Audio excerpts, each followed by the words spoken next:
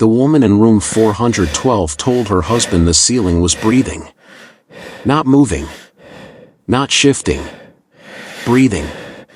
Slow, deep, rhythmic inhales and exhales, like the entire room was a living thing wrapped around her.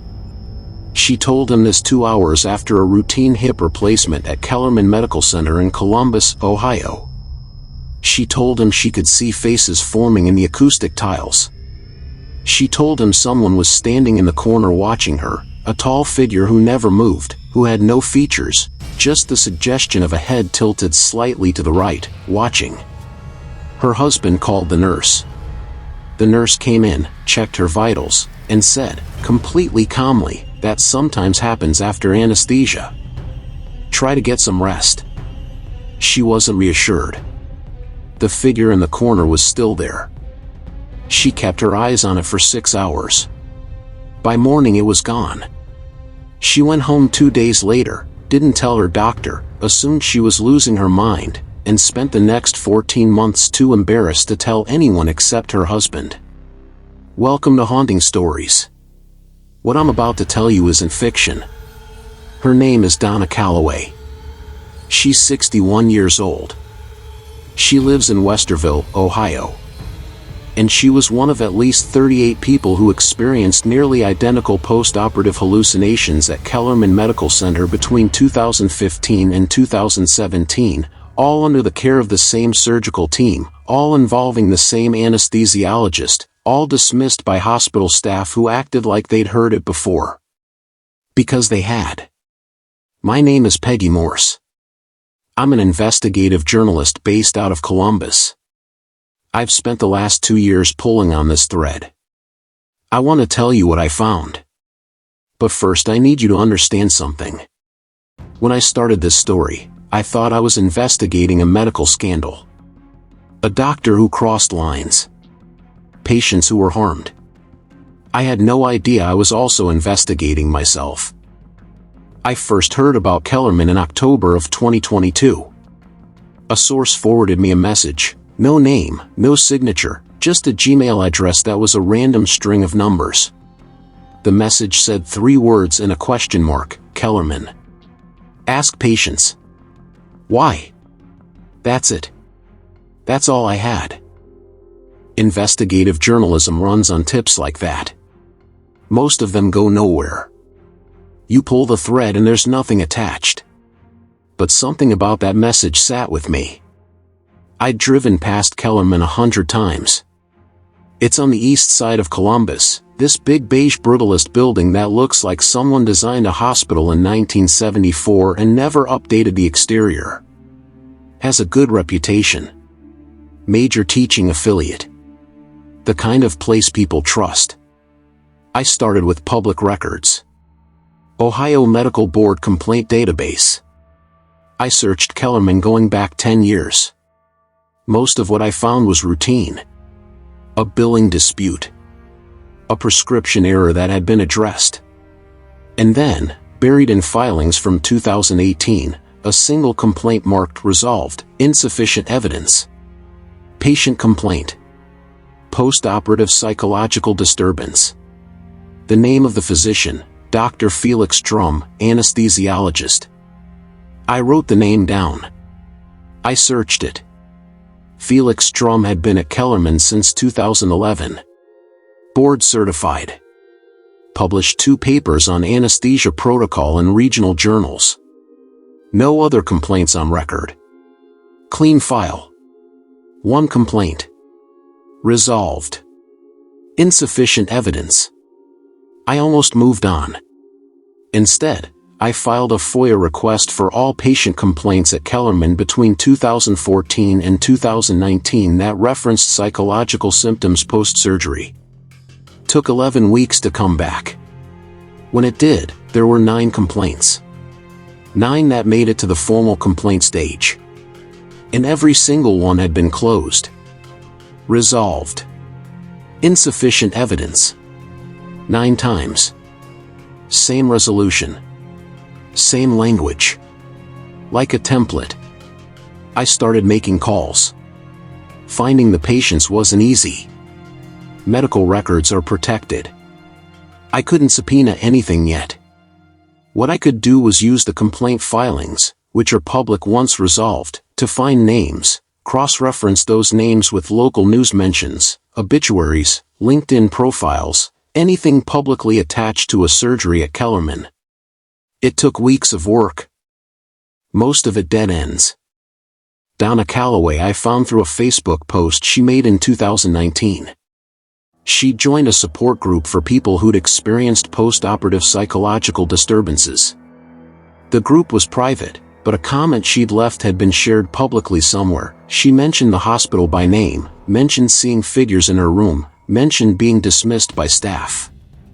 I direct messaged her. She didn't respond for 3 days.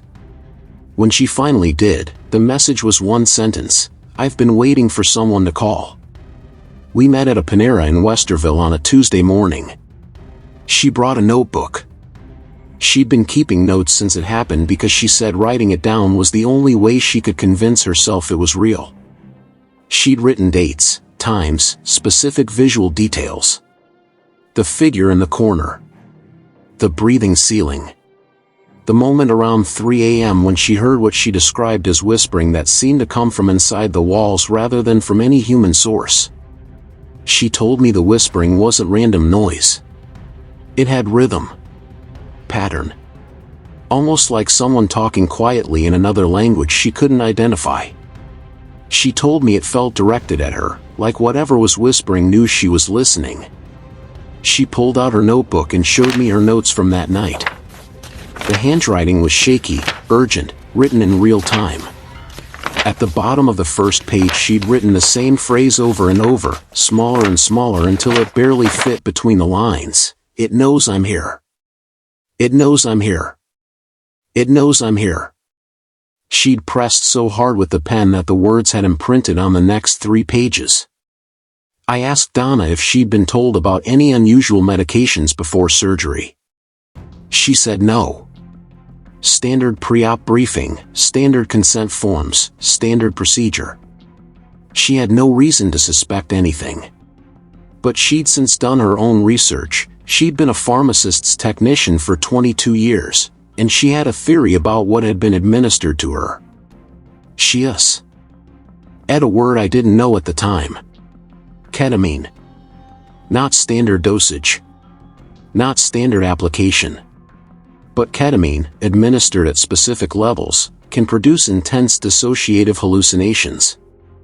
It can make patients experience what feel like paranoid delusions, sensory distortions, the presence of entities. It can make the walls breathe. It can make figures appear in corners. It can do all of this while leaving the patient's official vitals completely normal. I drove home that night thinking about Dr. Felix Drum. The second patient I found was a man named Roy Stetler. He was 54 at the time of his surgery, a construction contractor from Lancaster, Ohio, who'd had a hernia repair at Kellerman in March of 2016. He was not the kind of person who discussed feelings easily.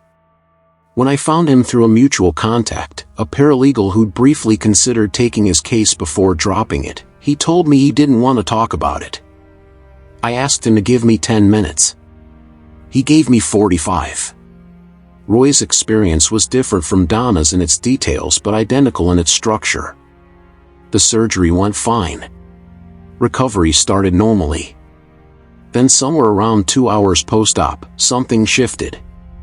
He described it as a gear changing, his exact words, mechanical, from a man who thought in mechanical terms.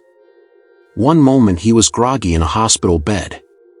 The next moment the room had become something else entirely. He didn't see figures. Roy saw his own death.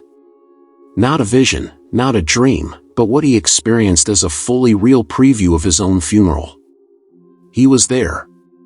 He could see the attendees. He could read the flowers on the casket. He could hear the music playing, a hymn his mother had sung when he was a child that he hadn't thought about in 30 years. The experience lasted what felt to him like hours. The entire time, part of his mind was screaming that this wasn't real, that he was in a hospital bed, that he needed to wake up. But he could not break through. When he I did. When the room came back and the funeral dissolved and he was just a man in a hospital gown staring at an acoustic ceiling tile, there was a nurse in the doorway. She was smiling.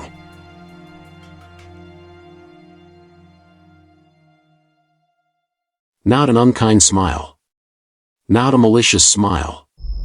A professional smile, practiced and comfortable, the smile of someone who was exactly where they expected to be, seeing exactly what they expected to see. She asked how he was feeling. He said he'd just experienced something horrifying. She nodded. She wrote something on her clipboard. She said, "That can happen sometimes. The anesthesia affects different people differently. You're going to be just fine." She left before he could say anything else. Roy told me that what stayed with him wasn't the hallucination itself. It was her face. The certainty in it. She wasn't surprised, he said, leaning forward across his kitchen table. "You understand what I mean?" She wasn't surprised at all. She'd seen it before. She was waiting for it. By December of 2022 I had spoken to 7 patients.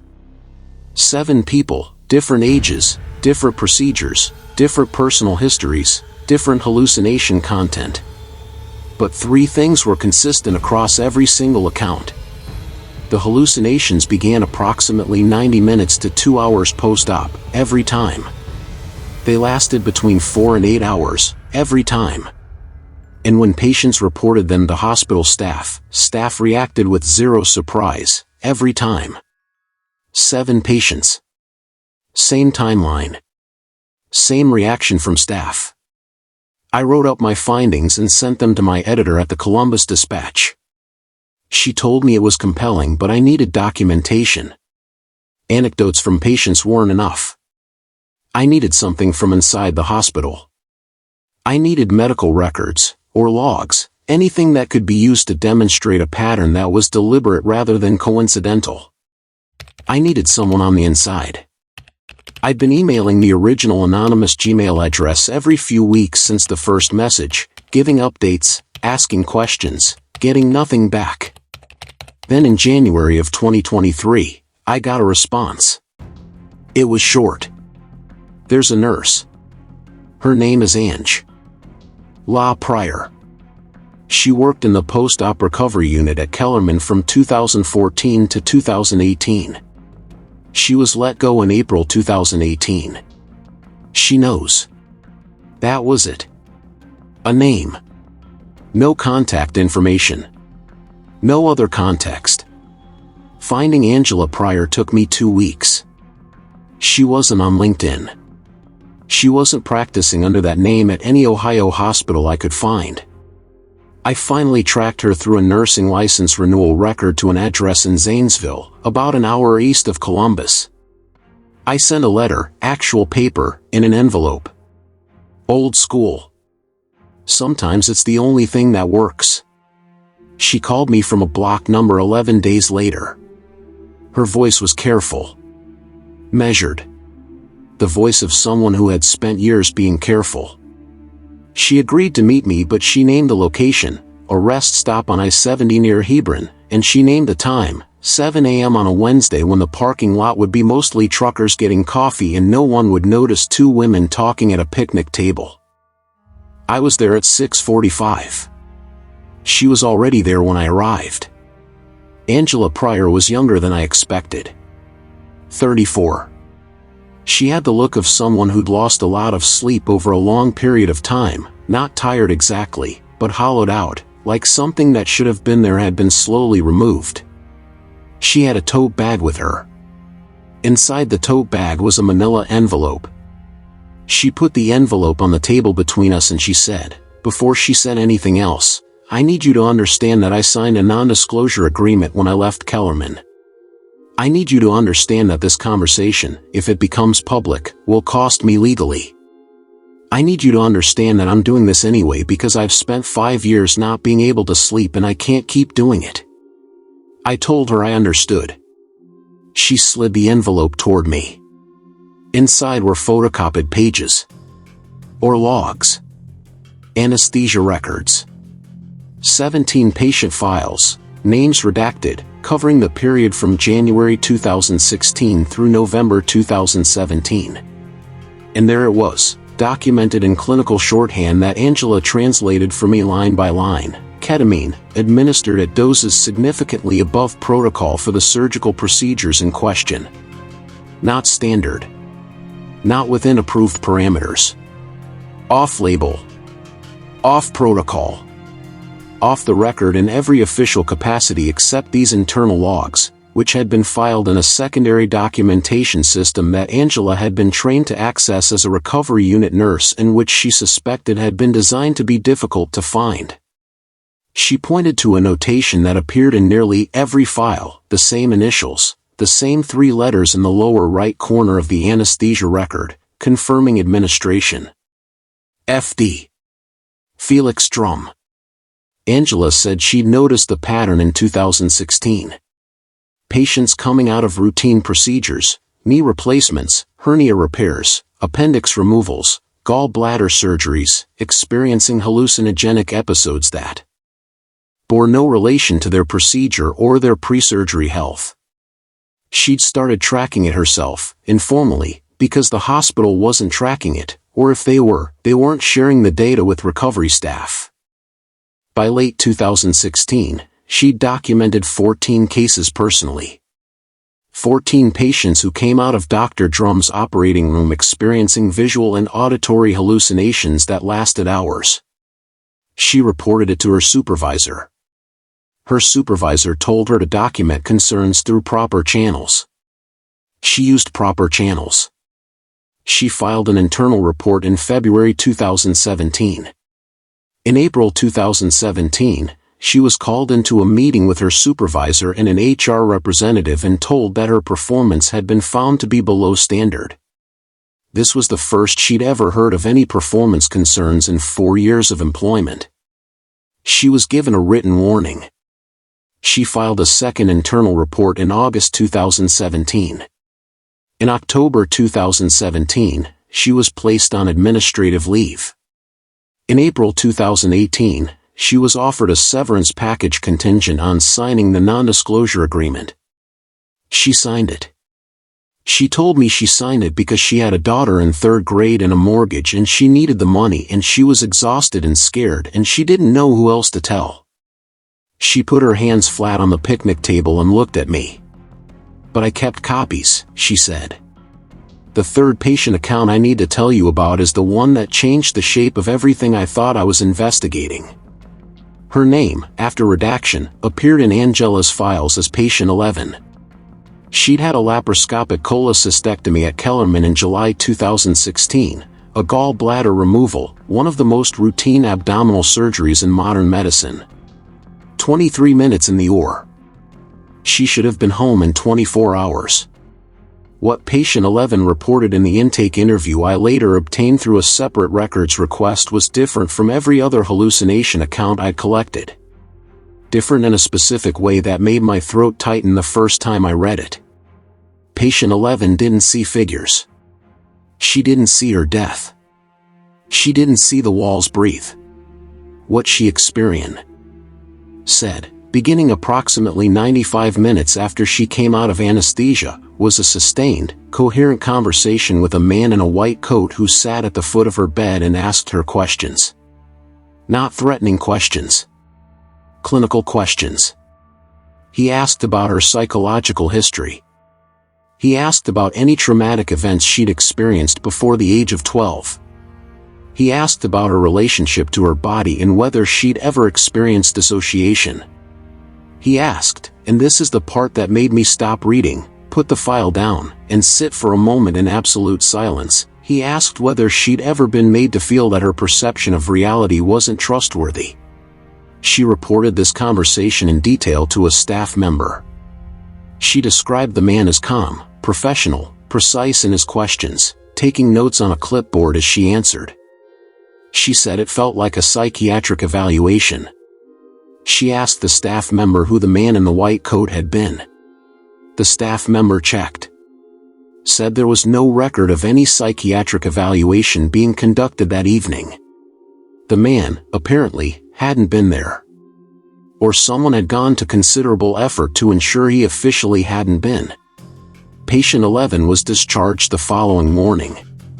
She received a follow-up call 3 days later from someone at Kellerman identifying themselves as being from the patient experience department asking if she'd been satisfied with her care. She said she had. She was too frightened to say otherwise. I went back to my editor in February 2023 with everything I had. The patient accounts. The OR logs from Angela. The history of suppressed internal complaints. A pattern of deliberate anesthesia manipulation that had affected documented minimum of 38 patients over a 2-year period, almost certainly more. She told me she needed to show it to the paper's legal team before we could move forward. Legal came back with concerns. The OR logs had been obtained from a source who'd signed an NDA.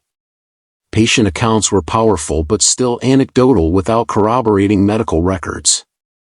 We needed Dr. Drum to respond. We needed a comment from Kellerman's administration. We needed, ideally, a medical expert to go on record confirming that what those logs described was deliberate and harmful. I had 4 months of work and I needed more. I called Angela to tell her we were still building the case. She sounded tense. She said she'd been receiving calls from a number she didn't recognize, 3 times in 1 week, no messages left. She said she wasn't sure if it was connected. I told her to keep documenting. To note the times and dates. She called me back 6 days later. The calls had stopped. And something else had happened. A man she didn't recognize had come to her door asking if she had any rooms to rent, claiming to have gotten her address from a flyer. She didn't have any rooms. She didn't have any flyers. The man had gone without incident, but he'd stood in her doorway long enough to see the inside of her entryway. I drove to Zanesville the next day. We met at a diner downtown this time. She had dark circles under her eyes that hadn't been there at the rest stop. She told me she'd started checking her car before getting in. She told me she downloaded a new lock app for her phone. She was speaking faster than she had been before, thoughts cutting into other thoughts, the organized, careful woman I'd met at the picnic table replaced by someone who was starting to fray at the edges. I asked if she still wanted to go forward. She said, if I stopped now, it was all for nothing. 2 weeks later, Angela Pryor disappeared. I don't use that word lightly. I don't mean she was unreachable for a few days. I mean her phone was disconnected. I mean the address in Zanesville where I'd sent the letter was vacated. Landlord confirmed she'd left with 30 days remaining on her lease and forfeited her deposit. I mean that when I called the contact number she'd given me for emergencies, a sister in Dayton, the sister said she hadn't spoken to Angela in 6 weeks and wasn't concerned because Angela sometimes went quiet. I filed a missing persons inquiry with the Zanesville Police Department. They took the report. They noted she was an adult who had left voluntarily with her belongings and there was no evidence of foul play. They told me they'd flag it. I drove back to Columbus feeling something I don't often feel in this work. Not fear exactly. The texture of fear, the shape of it, pressing on the edges of my thinking. I still had the OR log copy she'd given me. I still had my patient interviews. I still had enough to write something, maybe not enough to publish, but enough to take to the Ohio Medical Board directly and formally. I started drafting a complaint. And then I got a call from someone who identified themselves as being from Kellerman Medical Center's Office of Legal Affairs. They had somehow learned that I was preparing an article about Dr. Felix Drum and that I had obtained internal documentation. They were not calling to threaten me. They were calling, the man said, in the interest of making sure I had complete information. He said Kellerman was fully committed to transparency. He said there were aspects of the situation I wasn't aware of that would be important context. He said they'd like to invite me to a meeting with the hospital's chief medical officer and their general counsel. I said yes. Of course I said yes. That kind of invitation from that kind of institution doesn't happen unless they're afraid of what you have. The meeting was on a Thursday morning in April 2023. I brought my editor and our paper's legal counsel. Kellerman brought their CMO, a Dr. Warren Vale, their general counsel whose name I'm not going to use for legal reasons, and one other person who they introduced as an independent patient safety consultant. His name was Dr. Edward Hollis. I'd never heard of Dr. Hollis. I looked him up the night before. He had a PhD in clinical psychology from Ohio State, had worked in patient experience consulting for 15 years, published several papers on postoperative psychological care. Clean profile. Respectable credentials. The meeting opened with a prepared statement from Dr. Vale. He acknowledged that there had been incidents of postoperative psychological disturbance among patients treated by Dr. Drum's surgical team between 2015 and 2017. He said that an internal investigation had been conducted, that Dr. Drum had been counseled and retrained on protocol, that the anesthesia practices in question had been discontinued, and that patient safety was Kellerman's paramount concern. I asked what specifically had been found in the internal investigation. He said the investigation was privileged. I asked whether patients who had experienced these disturbances had been informed. He said the hospital had a duty of care and had followed all applicable standards. I asked whether Angela Pryor's termination had been connected to her internal complaints about Dr. Drum. Their general counsel said that employment matters were confidential. I asked where Dr. Felix Drum was currently practicing. Dr. Vale said, Dr. Drum is no longer practicing at Kellerman. We're not able to provide information about his current employment. I looked at Dr. Hollis, who had been quiet for the entire meeting, sitting slightly apart from the others, watching me. He had said nothing. He held a legal pad with notes on it, but I couldn't see what the notes said. He was watching me the way a person watches something they're assessing. I asked Dr. Hollis what his role was in the current conversation. He smiled. A small, professional smile. He said he was there to help contextualize the clinical elements of what I'd described. I said I'd appreciate his perspective on why a pattern of postoperative hallucinations in routine surgical patients who had not received informed consent about the likelihood of such experiences would constitute appropriate clinical care. He said, those are significant assumptions built into that question. I said I had 17 logs. The room went quiet. Their general counsel asked Ed to take a short break. During the break, my editor leaned over and told me that we needed to be very careful about the NDA issue and to say nothing else about the source of the documents. When they came back, the meeting took a different shape. The opening formality was gone. Dr. Vale looked tired. The general counsel had a different posture, forward rather than back. They told me the following. That Dr. Drum had been the subject of an internal investigation in late 2017. That the investigation had found evidence of anesthesia administration outside approved parameters. That this had been characterized internally as an experimental methodology conducted without required ethics board approval. That Dr. Drum had left Kellerman in December 2017 by mutual agreement with the board. That a number of patients from that period had been contacted, not all, the general counsel acknowledged, not all, and offered what they called supplemental care coordination at Kellerman's expense. Supplemental care coordination. 38 people experienced medically induced hallucinations without consent, and the hospital's response was to offer supplemental care coordination. I wrote that phrase down. I underlined it twice. And then Dr. Hollis said something that made the temperature of the room change for me in a way I cannot fully explain even now. He said, Ms. Morse, I want to ask you something directly.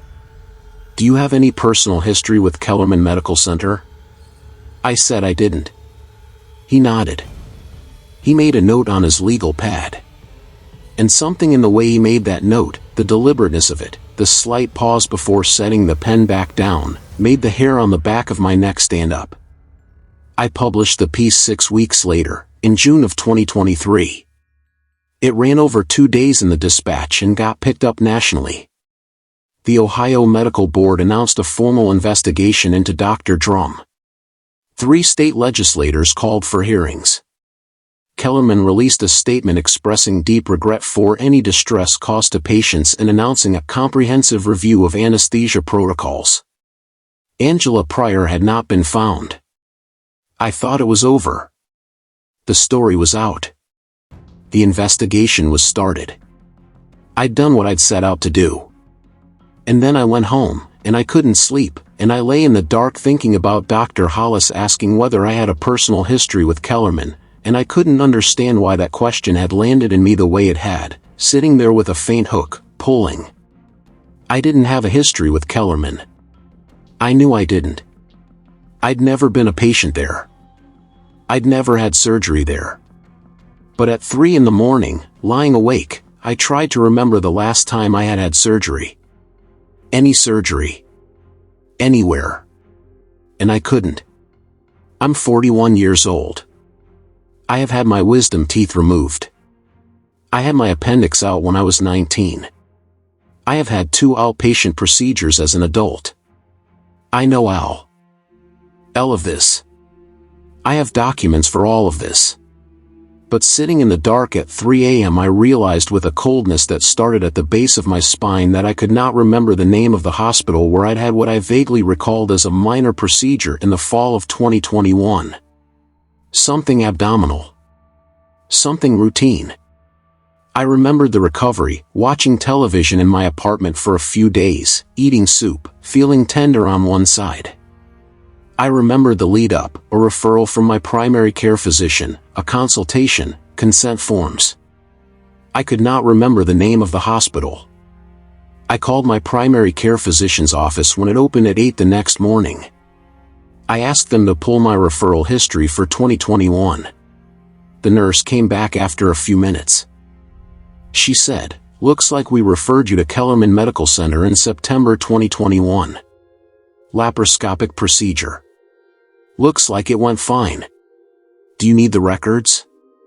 I had surgery at Kellerman in September 2021.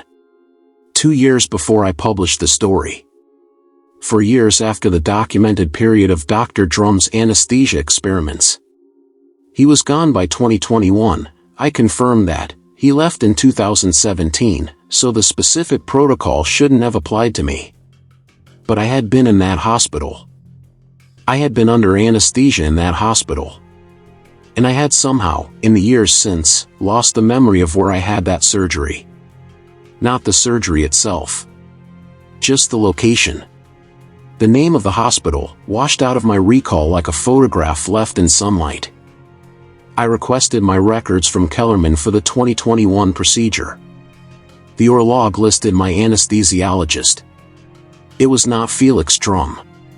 His name was Dr. Edward Hollis. The man who had sat across from me in that conference room. The man who had been introduced as an independent patient safety consultant. The man who had watched me during that entire meeting with the careful eyes of someone evaluating what I knew, what I remembered, and what I didn't.